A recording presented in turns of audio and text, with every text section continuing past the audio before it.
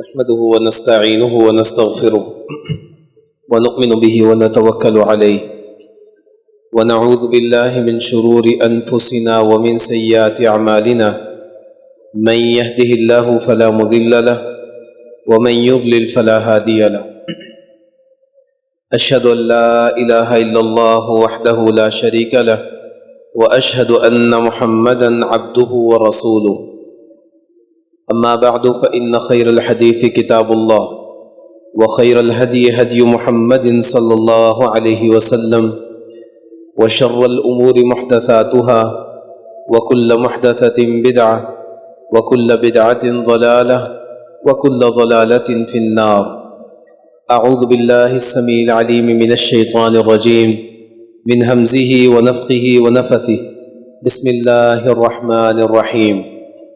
يا أيها الذين آمنوا اتقوا الله حق تقاته ولا تموتن إلا وأنتم مسلمون.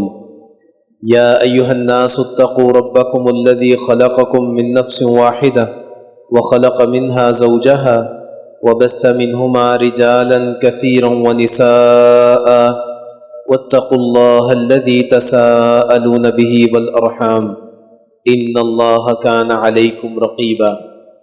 يا أيها الذين آمنوا اتقوا الله وقولوا قولا سديدا يصلح لكم أعمالكم ويغفر لكم ذنوبكم ومن يطع الله ورسوله فقد فاز فوزا عظيما. قال الله تبارك وتعالى: وإذ قال إبراهيم رب اجعل هذا البلد آمنا واجنبني وبني أن نعبد الأصنام. اللهم صل على محمد وعلى آل محمد كما صليت على إبراهيم وعلى آل إبراهيم إنك حميد مجيد. اللهم بارك على محمد وعلى آل محمد كما باركت على إبراهيم وعلى آل إبراهيم إنك حميد مجيد. اللهم انفعنا بما علمتنا وعلمنا ما ينفعنا وزدنا علما. رب اشرح لي صدري ويسر لي أمري واحلل عقدة من لساني يفقه قولي.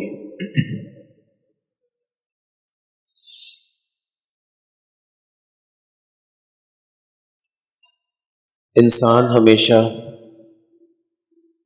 خیر اور بھلائی کی تلاش میں رہتا ہے.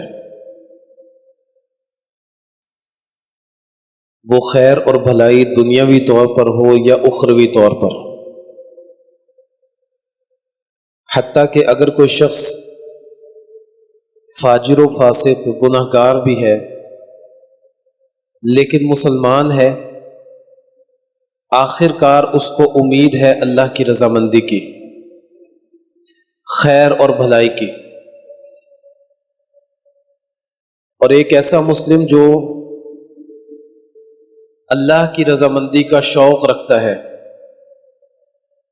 اس کا جذبہ اللہ کی رضامندی کے حوالے سے مانگ نہیں ہے. وہ یہ چاہتا ہے کہ کوئی ایسا موقع میرے ہاتھ لگے کہ میں ایسا عمل کروں جس سے اللہ راضی ہو جائے. تو ایسے تمام لوگوں کے لیے اللہ تعالیٰ نے بہت سارے ایام، بہت سارے مواقع رکھے ہیں. ان میں کچھ ایام رمضان کی صورت میں ہم پیچھے گزار چکے، اور کچھ ایام ابھی 2 دن کے بعد ان کا آغاز ہونے جا رہا ہے. ذی الحج کے پہلے 10 ایام نبی کریم صلی اللہ علیہ وسلم بیان کرتے ہیں کہ دنیا میں جتنے بھی دن ہیں، دنیا سے مراد زمین جب سے اللہ نے بنائی، اس کائنات کا آغاز کیا، تب سے لے کر قیامت تک جتنے بھی دن آئیں گے، ان تمام دنوں میں سب سے بہتر دن ایام العشر ذی الحج کے پہلے 10 دن ہیں. ذی الحج کے پہلے 10 دن کی فضیلت بہت زیادہ ہے، اور محدثین نے یہاں تک لکھا ہے کہ یہ 10 دن رمضان کے دنوں سے بھی زیادہ افضل ہیں، کیونکہ نبی کریم صلی اللہ علیہ وسلم نے کہا کہ ایام العشر سب سے زیادہ افضل ہے. رمضان کی راتیں زیادہ افضل ہیں اور ذی الحج کے پہلے 10 دن زیادہ افضل ہیں۔ ان کی فضیلت پر اور ان میں کرنے کے کام، اس پر تو ہم انشاءاللہ آئندہ بات کریں گے، لیکن ان 10 دنوں کے حوالے سے گفتگو شروع کرنے کا مقصد یہ ہے کیونکہ یہ 10 دن خالصتاً جڑے ہوئے ہیں ابراہیم علیہ السلام کے ساتھ۔ سابقہ خطبے میں بھی ہم نے ابراہیم علیہ السلام کی سیرت سے حاصل ہونے والے بہت سارے اسباق سیکھے تھے۔ ابراہیم علیہ السلام سے متعلقہ بہت سارے کام ان 10 دنوں سے جڑے ہوئے ہیں۔ قربانی ہے، حج کے ایام ہیں، حج میں کرنے کے کام ہیں، نماز ہے، روزہ ہے، یہ سب کچھ ابراہیم علیہ السلام سے چلا آ رہا ہے۔ اور یہ ساری کی ساری نیکیاں، رمضان ہے تو رمضان میں روزہ ہے، نماز ہے، صدقات ہیں، لیکن ان ایام کی نیکیاں رمضان سے زیادہ بڑھ جاتی ہیں کیونکہ ان ایام میں حج بھی ہے اور ان ایام میں روزوں کے ساتھ ساتھ تکبیرات بھی بہت زیادہ ہیں، اور ان ایام میں اس کے ساتھ ساتھ اور بہت ساری نیکیاں ہیں جن کا تعلق ابراہیم علیہ السلام سے ہے۔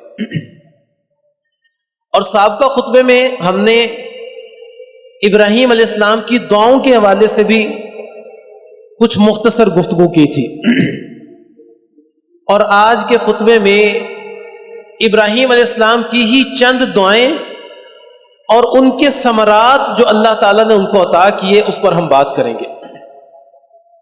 مجموعی طور پر اگر قرآن کریم میں دیکھا جائے تو تقریباً 22 یا اس سے زیادہ دعائیں ابراہیم علیہ السلام کی قرآن کریم میں اللہ تعالیٰ نے ذکر کی ہیں، اور ان ساری کی ساری دعاؤں کو ذکر کرنے کے بعد ان کی قبولیت، ان کے نتیجے میں جو کچھ اللہ نے ابراہیم علیہ السلام کو دیا، ان سب کا ذکر بھی اللہ تعالیٰ نے قرآن کریم میں کیا۔ ان میں سب سے بڑی اور بنیادی دعا جو ہے وہ شرک سے بچنے کی دعا ہے۔ شرک ایک ایسا عمل، اتنا گھنونا عمل ہے کہ جس شخص کی شخصیت میں، اس کے عقیدے میں، اس کے افعال میں، اس کے کردار میں شرک کی بو آ جاتی ہے، اللہ کو پھر اس کا کوئی بھی عمل اپنے ہاں قابل قبول نہیں ہے۔ یہ ساری زندگی بھی محنت کرتا رہے، وہ جو شرک کی آمیزش ہے وہ اس کی محنت کو ضائع کر دے گی۔ اور ابراہیم علیہ السلام اپنے لیے، اپنے بچوں کے لیے، اپنے گھرانے کے لیے یہ دعا خالصتاً اپنی دعاؤں کا آغاز کرتے تو اس دعا سے آغاز کرتے، اللہ ہمیں شرک سے محفوظ کر دے۔ سورہ ابراہیم میں جہاں پر اللہ تعالیٰ نے ابراہیم علیہ السلام کی دعاؤں کا ذکر کیا، اس میں سب سے پہلے کا وَإِذْ قَالَ إِبْرَاهِيمُ رَبِّ اجْعَلْ هَٰذَا الْبَلَدَ آمِنًا وَاجْنُبْنِي وَبَنِيَّ أَن نَّعْبُدَ الْأَصْنَامَ، اللہ مجھے اور میرے بیٹوں کو، میرے بچوں کو، اے اللہ تو بتوں کی پلیدگی سے محفوظ کر لے، ان کی عبادت سے محفوظ کر لے۔ اور شرک قرآن کریم میں اللہ تعالیٰ بیان کرتے ہیں ان اللہ لا یغفر ان یشرک بہ ویغفر ما دون ذلک لمن یشاء، اللہ قیامت کے دن جس کو چاہیں گے معاف کر دیں گے، اس کو کوئی پوچھنے والا نہیں ہے، لیکن کہا وہ بندہ جو شرک کی حالت میں مرے گا، قیامت کے دن اللہ کہتے ہیں میں اس کو معاف نہیں کروں گا، اس کی معافی اللہ نے خود اپنے اوپر حرام کرا دے۔ ان اللہ لا یغفر، اللہ کبھی معاف نہیں کرے۔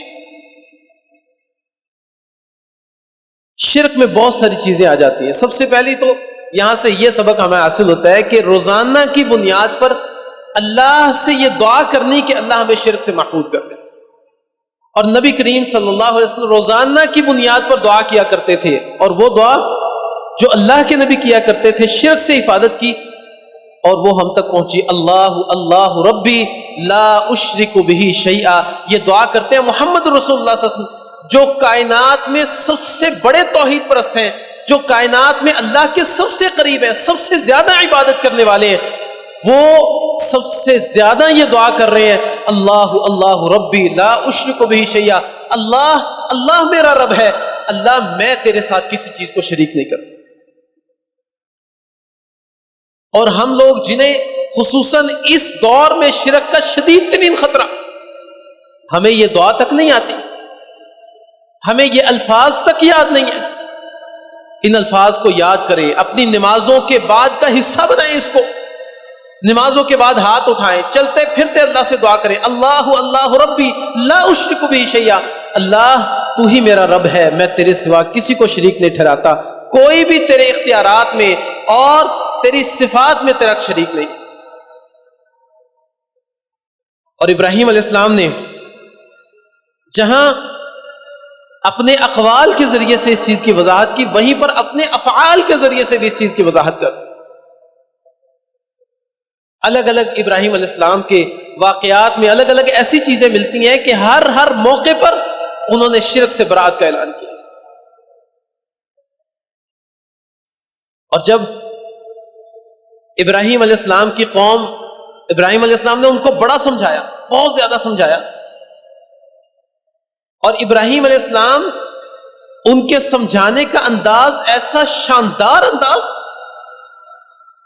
اللہ نے قرآن کریم میں ابراہیم علیہ السلام کے ایک ایک انداز کا تذکرہ کر دیا، علمی طور پر دلائل دینے کے ساتھ ساتھ، نقلی دلائل دینے کے ساتھ ساتھ عقلی دلائل، ایسے شاندار دلائل، اللہ نے ان دلائل کو بھی قرآن کریم میں جگہ دے دی۔ جب ابراہیم علیہ السلام نے اپنی قوم کو سمجھایا کہ دیکھو اللہ کے علاوہ کوئی معبود نہیں، اور ہر لحاظ سے ان کو سمجھا لیا، وہ نہیں مانے، اب ابراہیم علیہ السلام عقلی طور پر ان کو سمجھا رہے ہیں۔ اللہ تعالیٰ نے 7ویں پارے میں اس کا ذکر کیا، کہا کہ ابراہیم علیہ السلام نے ان سے یہ کہا کہ چلو ہم آج ستاروں کو اپنا رب مان لیتے ہیں، تم بھی مانتے ہو، چلو آج میں تمہارے ساتھ ہوں۔ ابراہیم علیہ السلام نے کہا دیکھو یہ تارا تمام تاروں میں سب سے روشن، ہم اس کو رب مانتے ہیں، لیکن جب وہ غروب ہو گیا، جب وہ صبح ہوئی تو غائب ہو گیا، کہا دیکھو اس کو تو زوال ہے، یہ تو رب نہیں ہو سکتا، لہذا ہم اس سے برات کا اعلان کریں۔ اور ان کی اس عقلی دلیل کا فائدہ ہوا، لوگوں نے مانا، تسلیم کیا، ستارے کا انکار کر دیا۔ فلما رأى القمر بازغا قال هذا ربي، پھر جب چاند کو دیکھا اگلی رات کو تو کہنے لگے ہاں یہ زیادہ چمک رہا ہے، هذا ربي، یہ میرا رب ہے۔ فلما افل قال لا احب الآفلين، پھر جب صبح ہوئی چاند بھی غائب ہو گیا، کہا اس کو بھی زوال ہے، لا احب الآفلين، ایسی چیز جس کو زوال ہے وہ رب کیسے ہو سکتی ہے، لہذا ہمارا اس سے کوئی تعلق نہیں، ہم اس سے محبت نہیں کرتے۔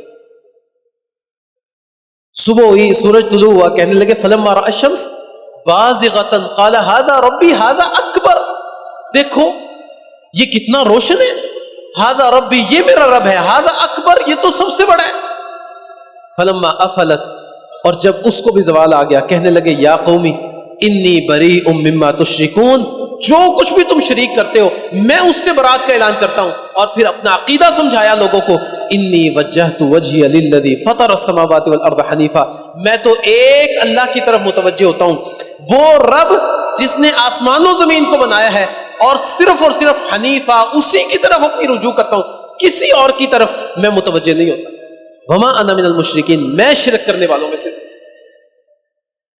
کم از کم یہاں سے قوم کو یہ سمجھا دیا کہ ستارے، چاند اور سورج، ان میں بھی اتنا اختیار نہیں ہے کہ یہ تمہارے رب ہو سکیں، چہ جائے کہ وہ جو زمین پر چلتا پھرتا بندہ وہ تمہارا رب بن جائے، ایسا ممکن نہیں، یا وہ پتھر جو تمہارے سامنے بے جان موجود ہے وہ تمہارا رب بن جائے، ایسا ممکن نہیں ہے۔ پھر وہ بتوں کو توڑنے والی عقلی دلیل اگر اس کو سامنے رکھا جائے، اس کا آغاز بھی توحید سے ہوتا ہے۔ جب قوم کے لوگ میلے پر جانے لگے، قرآن کریم ابراہیم علیہ السلام کے اس واقعے کو ذکر کرتا ہے، تو کہاں سے آغاز کیا؟ تاللہ لأکیدن اصنام، اللہ کی قسم میں تمہارے بتوں کے خلاف آج کو تدبیر چلوں گا۔ یہاں بھی آغاز توحید سے اگر غور کریں تو کس کی قسم اٹھائی؟ اللہ کی، اور یہ سمجھا دیا کہ اللہ کے علاوہ کسی کی بھی قسم اٹھانا جائز نہیں، کوئی غیر اللہ، کوئی بت، کوئی انسان، کوئی بڑی پونچی سرکار، کوئی ماں باپ، کوئی نبی، کسی کی بھی قسم اٹھانا وہ جائز نہیں۔ اور نبی کریم صلی اللہ علیہ وسلم نے بھی یہی کہا، من کان حالفا فلا یحلف الا باللہ، جو بھی قسم اٹھائے وہ ایک اللہ کی قسم اٹھائے۔ اور ایک حدیث میں کہا، جس نے اللہ کے علاوہ کسی دوسرے کی قسم اٹھائی فقد اشرک، اس نے شرک کی۔ اور ابراہیم علیہ السلام کے ایک ایک فعل کو آپ اٹھا کر دیکھ لیں، اس سے توحید چھلکتی ہوئی نظر آئے گی آپ۔ تو وہ دعائیں جو ابراہیم علیہ السلام کرتے، آپ یاد کریں، وَجْنُبْنِي وَبَنِيَّ أَن نَعْبُدَ الْأَصْنَامَ، ان الفاظ کو یاد کریں، اللہ مجھے اور میرے بچوں کو بتوں کی عبادت سے محفوظ کر، بچا لے۔ پھر ابراہیم علیہ السلام نے اپنے افعال سے، اپنے اقوال سے یہ بھی بتایا کہ بھی اگرچہ مجھے اللہ نے اپنا خلیل بنا لیا، لیکن اللہ کے اختیارات میں سے کچھ بھی مجھے حاصل نہیں ہے، مجھے تو کیا کائنات میں کسی کو بھی کچھ بھی حاصل نہیں ہے۔ وما املک لک من اللہ من شیء، ابراہیم علیہ السلام کہتے ہیں اللہ کے اختیارات میں سے ایک ذرے کے برابر یا اس سے بھی کم اس کا میں مالک نہیں۔ اور یہی بات محمد رسول اللہ صلی اللہ علیہ وسلم نے کی، اللہ تعالیٰ نے کہلوائی، قل، اے نبی آپ کہہ دیجئے، لا املک لک من اللہ من شیء، میں تمہارے لیے کسی طرح کا اختیار نہیں رکھتا۔ اور پھر ایک جگہ پر کہا، قل، اے نبی کہہ دیجئے، لا املک لنفسی ضرا ولا نفع، کہ میں تو اپنی جان کے لیے بھی کسی نفع اور نقصان کا مالک نہیں ہوں۔ وَلَوْ كُنْتُ أَعْلَمُ الْغَيْبَ لَاسْتَكْثَرْتُ مِنَ الْخَيْرِ، اگر میں غیب کو بھی جانتا ہوتا نا، مجھے اختیارات نہ ہوتے، یعنی اللہ نے مجھے کوئی اختیار نہیں دیا، کسی کو روزی دینے کا، کسی کو اولاد دینے کا، یا خیر اور بھلائی کو جو ہے وہ کسی جگہ شر کو دور کر کے بھلائی کو لانے کا، کوئی بھی اختیار، صرف اللہ تعالیٰ اگر مجھے علم غیب دے دیتے، لَاسْتَكْثَرْتُ مِنَ الْخَيْرِ، میں تو خیر کو اپنے لیے جمع کر لیتا، مجھے پتا ہوتا نا جہاں جہاں سے نقصان ہو رہا ہے، پھر وہ نقصانات مجھے نہ ہوتے۔ اگر ابراہیم خلیل اللہ یہ کہتے ہیں کہ مجھے کوئی اختیار نہیں، اگر محمد رسول اللہ صلی اللہ علیہ وسلم یہ کہتے ہیں، تو بتائیں ان کے بعد کائنات میں کوئی ایسا ہے جو ان سے زیادہ فضیلت رکھتا ہو؟ کسی ایک شخص کو تو آپ چھوڑ دیں، کائنات میں تمام کے تمام لوگوں کی فضیلت کو جمع کیا جائے، اس ساری فضیلت کو جمع کر کے محمد رسول اللہ صلی اللہ علیہ وسلم کی ایک لمحے، آپ کی زندگی کی ایک لمحے کی فضیلت کے برابر ان سب کی فضیلت نہیں ہو سکتی۔ اور پھر بھی اگر کوئی کہے کہ یہ جو مصیبت آئی ہے یہ فلاں سے میں نے جان چھڑائی تب مصیبت آئی، میں نے فلاں کے پاس گیا تھا تبھی میری بیماری دور ہو گئی، فلاں کے دربار پر جا کر اس پر فلاں کھال چلتا ہے، فلاں پانی موجود ہے، وہاں سے میں نہایا تب میری بیماری دور ہو گئی، فلاں نے مجھے تعویذ دیا، وہ تعویذ پہنا تو میں ٹھیک ہو گیا، نہ یہ تعویذ، یہ دھاگا میں نے اتار دیا، میرے ساتھ تو پتہ نہیں کیا کچھ ہو جائے گا۔ اللہ پہ توکل چھوڑ دیا، بھروسہ چھوڑ دیا، شرک کی آمیزش اپنے اعمال کے اندر کر لیا۔ اور اگر نبی کریم صلی اللہ علیہ وسلم کے پاس کوئی اختیارات ہوتے نا، یا ایک لمحے کے لیے بھی اللہ کے نبی کو اختیارات دیے جاتے نا، تو اللہ کے نبی کیا کرتے؟ کم از کم وہ شخصیت جس نے نبی کریم صلی اللہ علیہ وسلم کے ساتھ اپنی ساری زندگی خیر اور بھلائی کی، اللہ کے نبی کے چچا نبی کریم صلی اللہ علیہ وسلم، اس سارے اختیارات کو جو ایک لمحے بھی اگر اللہ کے نبی کو دیے جاتے، اللہ کے نبی ان کو استعمال کرتے اپنے چچا کو ہدایت دینے کے لیے۔ ہر لمحے آپ کے چچا آپ کے سامنے کھڑے، کفار کی جرت نہیں ہے کہ اللہ کے نبی کی طرف وہ نظر اٹھا کر بھی دیکھیں، کیونکہ ابو طالب موجود ہیں۔ لیکن قرآن یہ کہتا ہے اِنَّكَ لَا تَهْدِي مَنْ أَحْبَبْتَ وَلَكِنَّ اللَّهَ يَهْدِي مَنْ يَشَاءُ، اے نبی آپ بھی جس کو چاہیں تو آپ ہدایت نہیں دے سکتے، لیکن اللہ جس کو چاہے اللہ ہدایت دے۔ فَذَكِّرْ إِنَّمَا أَنْتَ مُذَكِّرْ، آپ کا کام نصیحت کرنا ہے، آپ ان کو نصیحت کیجیے۔ سارے کے سارے اختیارات وہ اللہ ہی کے ہیں، اللہ کے علاوہ کسی کے نہیں۔ اور یہی عقیدہ ہم میں سے ہر شخص کا ہونا چاہیے، اور اسی عقیدے سے جڑی ہے ہماری عبادت بھی۔ ابراہیم علیہ السلام کی دوسری دعا، ربنا لیقیموا الصلاۃ، اللہ میں نے اس وادی بیاباں میں میں نے اپنے بچوں کو چھوڑ دیا، کیوں؟ تاکہ یہ نماز قائم کریں۔ اپنے بچوں کے لیے نماز کی دعا کی، اور ساتھ میں یہ بھی کہا ربی جعلنی مقیم الصلاۃ ومن ذریتی، اللہ مجھے بھی نماز قائم کرنے والا بنا دے، میری اولاد کو بھی بنا دے۔ اچھا، یہاں پر فوراً سے عقیدہ توحید کے بعد میں نے نماز کا ذکر کیوں کیا؟ نماز کے حوالے سے ابراہیم علیہ السلام کی دعا کا ذکر کیوں کیا میں نے؟ اس لیے کیونکہ محمد رسول اللہ صلی اللہ علیہ وسلم کی زبان سے نکلے ہوئے الفاظ بین العبد و بین الشرک ترک الصلاۃ، بندے اور شرک کے درمیان اگر کوئی فرق ہے نا تو وہ نماز کو چھوڑتا ہے۔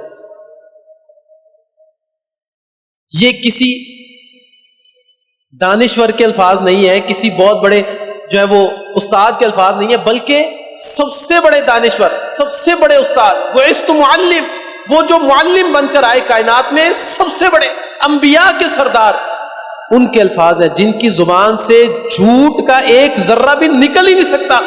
انہوں نے کہا بین العبد و بین الشرک ترک الصلاۃ، بندے اور شرک کے درمیان ایک ہی فرق ہے اور وہ نماز کو چھوڑ، اس کو ترک کر دینا۔ اب ذرا سوچیں، یہاں پر ہمارے گھر والوں کی، ہمارے بچوں کی نمازوں میں کتنی سستیاں ہیں،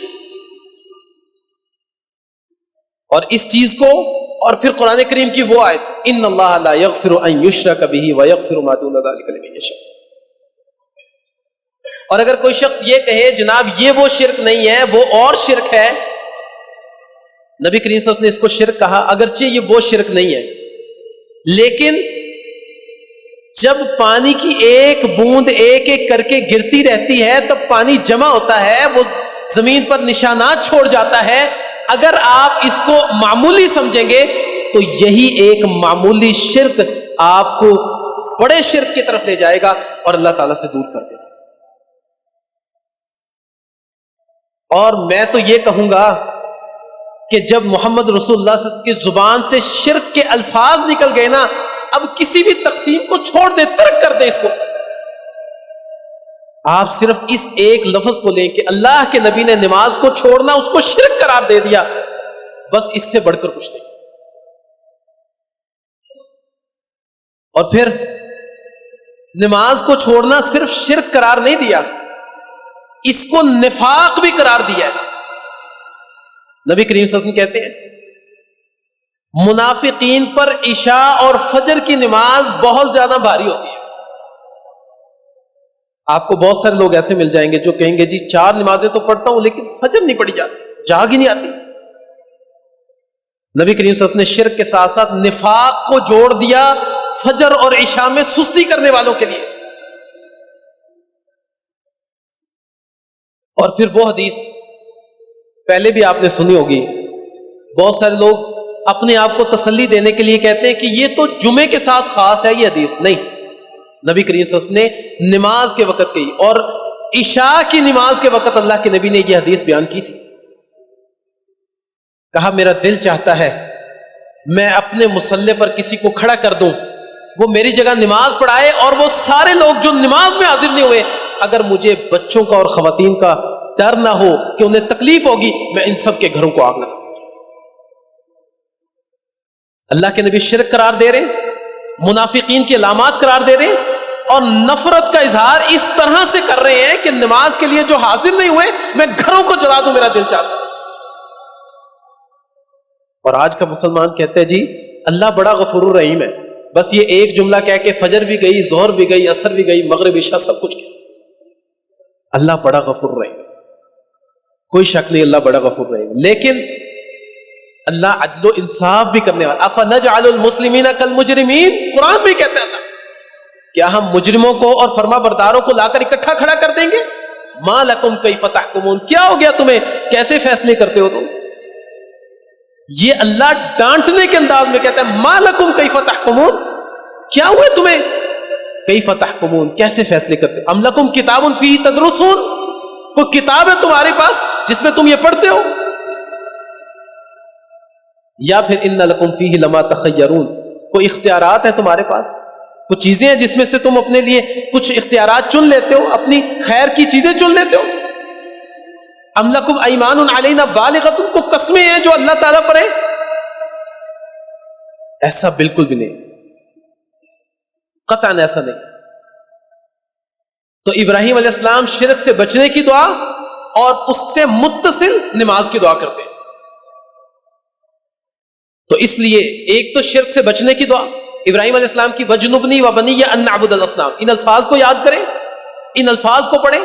محمد رسول اللہ صلی اللہ علیہ وسلم کی دعا شرک سے بچنے کی، اللہ اللہ ربی لا اشرک بہ شیئا، ان الفاظ کو یاد کریں. اور پھر نماز کی دعا رب اجعلنی مقیم الصلاۃ ومن ذریتی ربنا وتقبل دعاء، ان الفاظ کو بھی یاد کریں اور ان کو بھی چلتے پھرتے اپنی نمازوں کے بعد ان الفاظ کو زیادہ سے زیادہ پڑھیں. اور پھر جب ایک باپ دعا کرتا ہے نا اپنے بچوں کے لیے، ایک باپ اگر دعا کرتا ہے اپنے بچوں کے لیے تو وہ دعا کسی ایک نسل تک نہیں، کئی نسلوں تک چلتی ہے. جیسے ابراہیم علیہ السلام نے اپنے بیٹے کے لیے دعا کی نا، اللہ تعالیٰ پھر بیٹے کا ذکر کرتے ہیں، وَاذْكُرْ فِي الْكِتَابِ إِسْمَاعِيلَ إِنَّهُ كَانَ صَادِقَ الْوَعْدِ وَكَانَ رَسُولًا نَبِيًّا وَكَانَ يَأْمُرُ أَهْلَهُ بِالصَّلَاةِ وَالزَّكَاةِ. نماز کی دعا کی ابراہیم علیہ السلام نے، اور اسماعیل علیہ السلام کی خوبی بیان کی، کہا وہ اپنے گھر والوں کو بھی نماز کا حکم دیتے تھے، یہ نہیں کہا وہ خود پڑھتے تھے، بلکہ وہ اس بات کو مزید آگے چلانے والے، اللہ نے ان کی اس خوبی کا ذکر کیا. اور اسی نماز کے ساتھ اللہ نے اپنی رضامندی کو جوڑ دیا، ساتھ ہی کہا وَكَانَ عِندَ رَبِّهِ مَرْضِيًّا، وہ اللہ کے نزدیک پسندیدہ تھے. ان کی خوبیوں میں صادق الوعد، سچے وعدے والے اور نماز ادا کرنے والے، اور ان چیزوں کے بعد کہا عِندَ رَبِّهِ مَرْضِيًّا، اپنے رب کے ہاں پسندیدہ تھے. اور پھر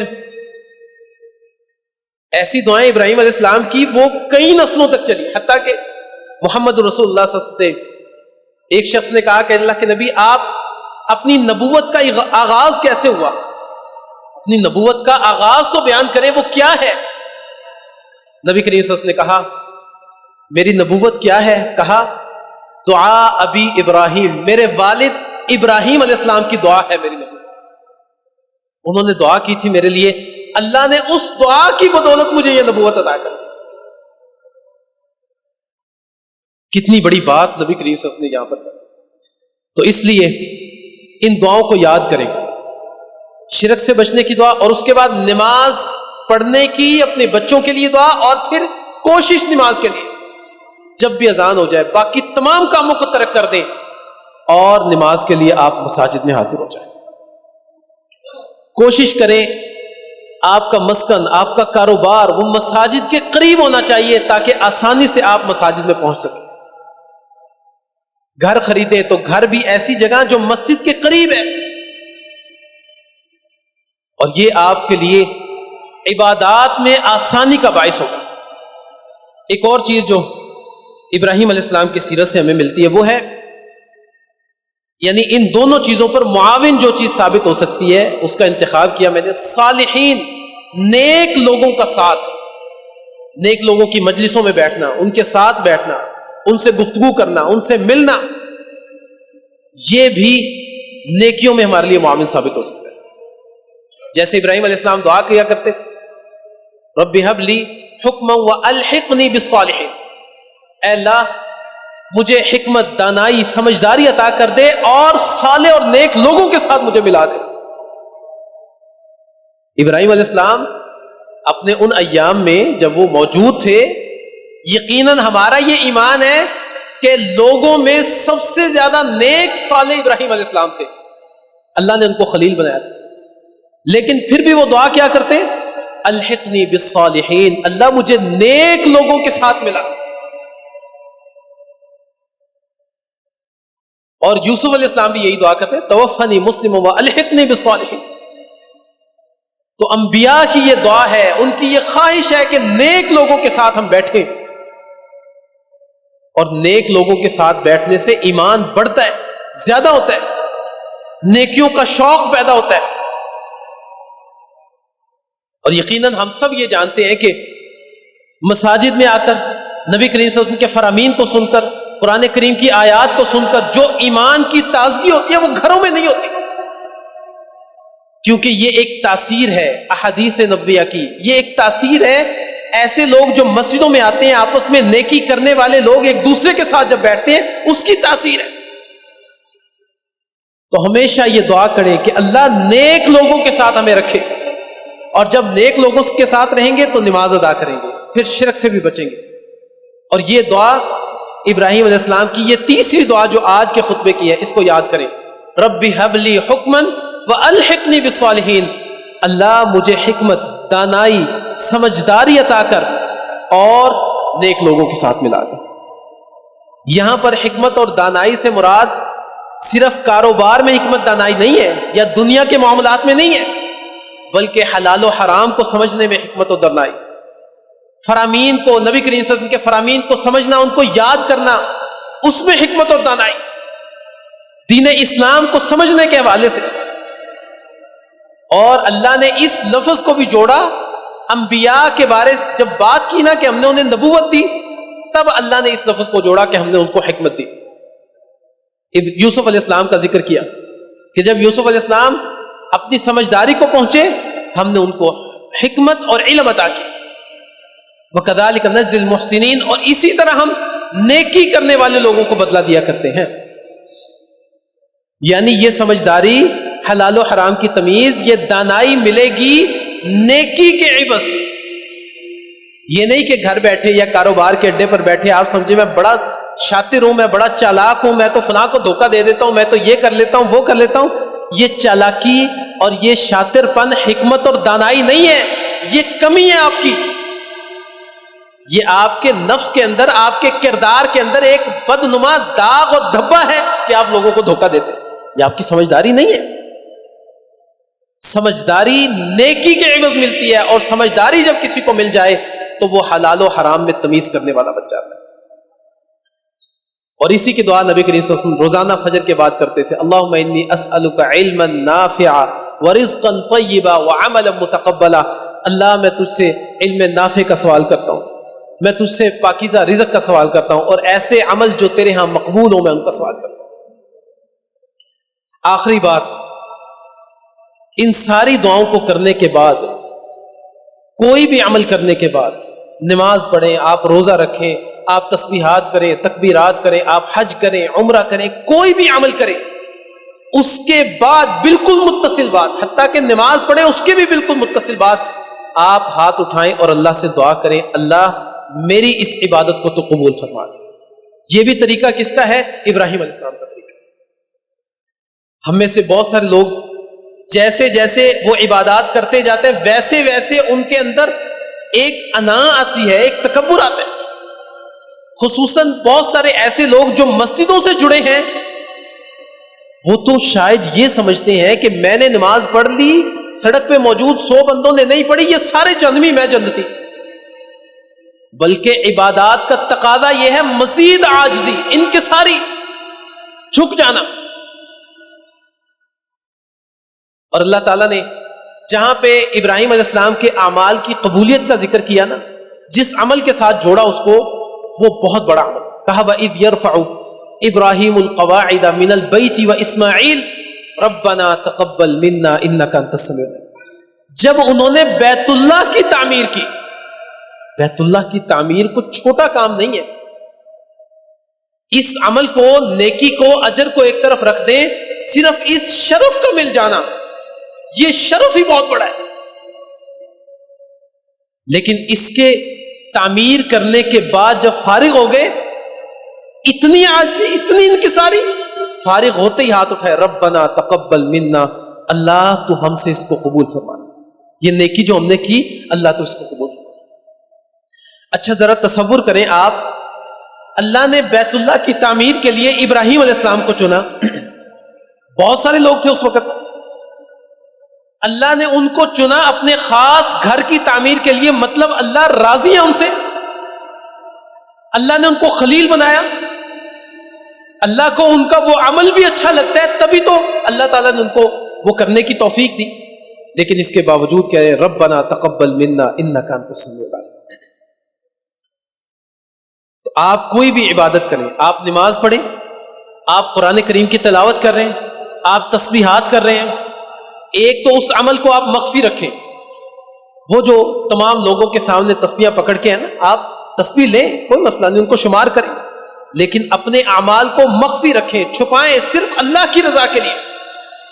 اور کوئی بھی عمل آپ کرتے ہیں، حتیٰ کہ آپ اپنے کسی ساتھی کو مسکرا کر ملتے بھی ہیں نا، اس کے بھی فوراً بات کہیں کہ اللہ میری اس ادنا سی نیکی کو قبول کر لے۔ آپ راستے سے تکلیف دینے والی چیز اٹھا دیتے ہیں، اللہ تو اس عمل کو قبول کر لے۔ ربنا تقبل منا، چھوٹی سی دعا، ربنا تقبل منا انک انت السمیع العلیم۔ ہر نماز کے بعد اٹھیں، جاتے ہوئے پڑھیں ربنا تقبل منا انک انت السمیع العلیم۔ قرآن پڑھ لیا، بند کیا، ربنا تقبل منا انک انت السمیع العلیم۔ والدین بچوں کی تربیت کرتے ہیں، جب بھی کوئی اچھی بات سکھائی ربنا تقبل منا انک انت السمیع العلیم۔ اپنے ہر عمل کے ساتھ اس دعا کو جوڑ دیں، کیونکہ اعمال کرنا آسان ہے، ان کی حفاظت کرنا بہت مشکل ہے۔ بہت سارے لوگ بڑے بڑے عمل کر جاتے ہیں لیکن ضائع کر دیتے ہیں۔ تو اس لیے ہمیں ان ساری دعاؤں کو یاد کرنا چاہیے اور کوشش کرنی چاہیے ابراہیم علیہ السلام کی سیرت پر قدم بقدم ہم اس پر عمل کریں۔ اللہ تعالیٰ سے دعا ہے اللہ تعالیٰ عمل کرنے کی توفیق عطا فرمائے۔ اقول قولی ھذا واستغفر اللہ لي ولکم۔